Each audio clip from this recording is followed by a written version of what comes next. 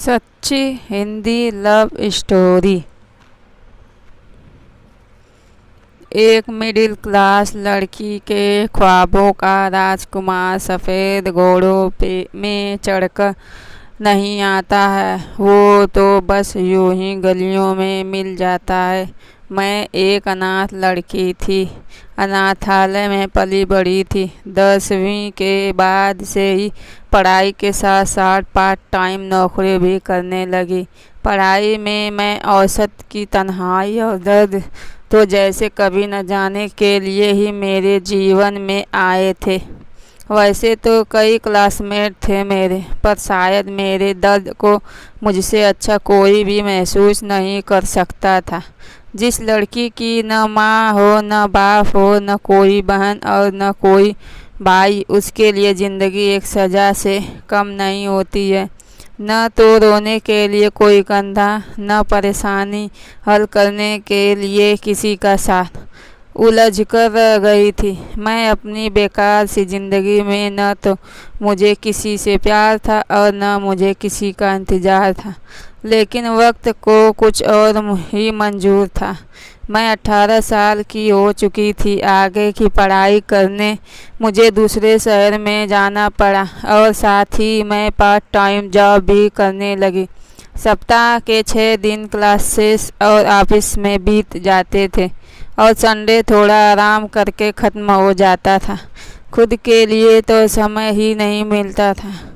मुझे कुछ पैसे सेविंग में चले जाते थे और बाकी के पैसे ज़रूरत के सामान खरीदने और कमरे का किराया देने में ख़त्म हो जाते थे। तभी एक दिन में ज़िंदगी ने एक नई मोड़ ली। मेरे घर के बगल में रहने एक नया पड़ोसी आया। वैसे तो मैंने पहले उसे नोटिस नहीं किया, लेकिन धीरे धीरे मैं उसे नोटिस करने लगी।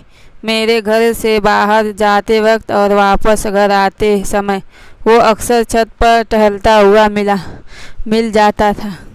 उस दिन हमने एक दूसरे से पहली बार बात की। धीरे धीरे बातों का सिलसिला शुरू हो गया। उसने बड़ी ही चालाकी से मुझसे मेरा फ़ोन नंबर मांगा और फिर मुझसे फ़ोन पर बात करने की फरमाइश मांगी। अब हम दोनों अक्सर रात भर बातें करने लगे। वो पढ़ाई में भी मेरी मदद करने लगा।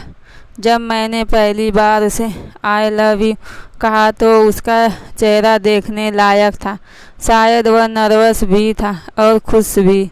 उसने मुझे महंगे महंगे गिफ्ट ला कर दिए। हमने प्यार में साथ साथ जीने मरने की कस्में खाई। मैं बहुत खुश थी कि मेरी तन्हाई को दूर करने वाला और मेरा ख्याल रखने वाला कोई मुझे मिल गया था। मैं सपनों की दुनिया में रहने लगी और अपने आने वाले सुनहरे कल के सपने बुनने लगी।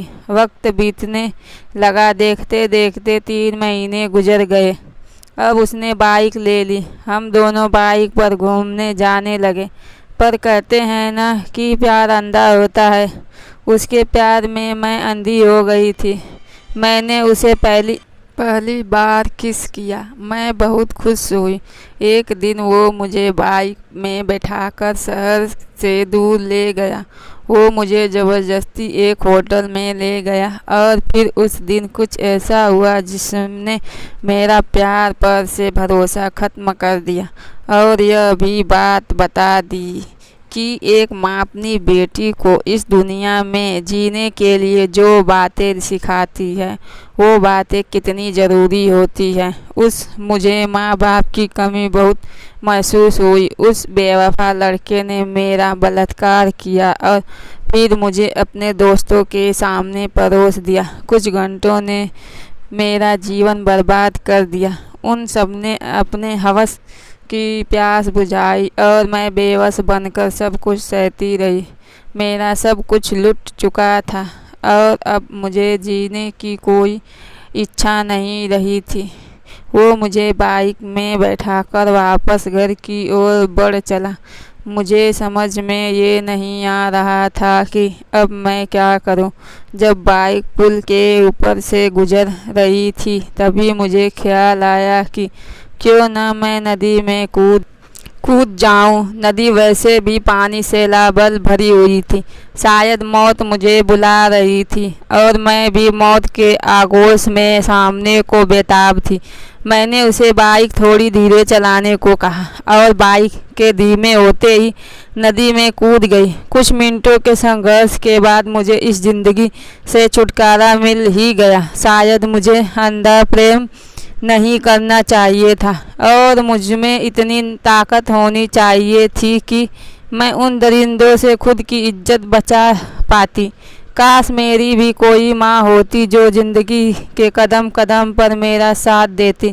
शायद परिवार का साथ मिलता तो मैं कोई गलत कदम नहीं उठाती। किसी का सच्चा साथ मुझे मिलता तो मैं भी आज जिंदा होती। या फिर गलती इस समाज की है जिसने स्त्री को इतना कमज़ोर बना दिया है कि वो किसी से अपनी रक्षा भी नहीं कर सकती। Please subscribe my channel. Please subscribe my channel. Please subscribe my channel.